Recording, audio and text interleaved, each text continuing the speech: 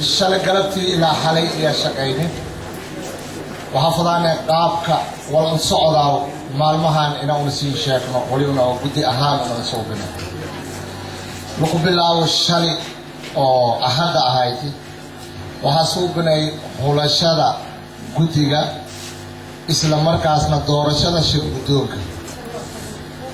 إسلام مركز وحاسي ديارنا شروع دا مشرحين تا دورشادا قبل كلاس وهي شروط النقل لها الشلي أحد إنتاس صوبنا ما أنت سنين تا وحد انتاجنا ورقرين وليونا صوبنا إنا ونسين شاكنا إسلام مركزنا شروطه مشرحين تا ولي كساب سو مشرح نك مشرح نقدا وحق ان لا ولي لقباها نسير اخرنا ونسير شاكنا نك سو مشرح انا وها حق لا لقب بالله مانتا حتى انه هذا لو لسا ولي بالله انه سو قد بيسدو انا اوكسيدي او مشرح نمرا فقط لما نكيكي وهو ergada in la baro geega iyo beri dambe gelinka hore qaabka wala doorada marka banaan fadhi ma anfaaco waxa qasab ee waqti ina lahaano un barano marka shaqa adag iyo soo horsaaran oo maalmo kooban ah marka beri dambe waxa mala kala ka hawo hadii ilaahay ka raali nagado in ergada habkii wala doorada lahaay in la baro maalinta talaadada wili waxa socday qabashada araajida iyo tababarkii ergada lin suubi lahay qaabkii wada doorada lahay maalinta arbacada waxa ka agiya gelinka hore ilaa lixsa qabashada araajida iyo kacagta lankii damac ku leeyo oo madaxweynenimo musharaxnimo damac ku leeyo lixsa maalinta arbacada iyo kacag wali gudamboy walma qabada saardartiye لحظة ساعة دمبة ما دام وقتي وكفاية سنفلانه لحظة ساعة دمبة وهي نكى مشرح نملي أقول سيد أو أكسجين لا أقول عادي يا وحاسوب يا أنا إن إذا كهرتيس كقط بيا نك ولي مشرح وصفضاي ولي أمة إنجيلي لهاي ولا قصورنا أصبح الأكسجين نك أو مشرح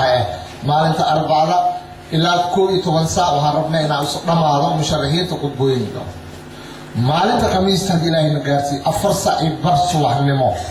in doorashada bilaabato doorashada inay bilaabato ilaa ay ku dhamaato maalintaas linka shalban hadii ilaahay ka raali naqado ilaahay waxa ku baryaane ninkii ummadan samata biilahay in ilaahay ni waafajiyo ilaahayna sahal hadii ilaahay ka raali naqado ka doonayo musharaxa madaxweynaha shuruudaha laga doonayo musharaxa madaxweynaha waxay noqonayaan sida soo socota koow inuu yahay muwaadin ka soo jeeda deegaanada koonfur galbeed Soomaaliya inuu yahay qof muslim ah kuna dhaqma diinta islaamka inuu miirkiisu dhan yahay in da'diisu aanay ka yarayn 40 sano inuusan qabin haas ajnabi ah intuu xilka hayana guursan karin inuu leeyahay aqoon ama waayo aragnimo hogaamineed in aan xuquuqdiisa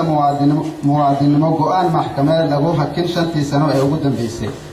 inuusan hore u galin khiyaamo qaran ama ku xadgudbin xuquuqda aadanaha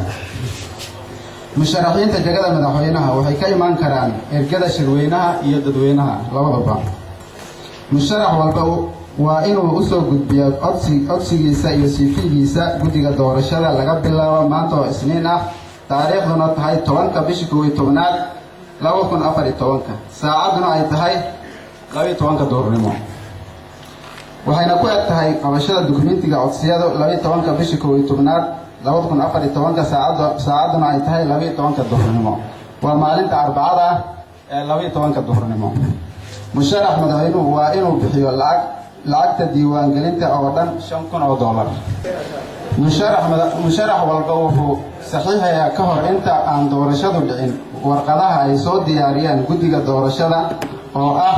in musharaxiintu ku qancaan natiijada doorashada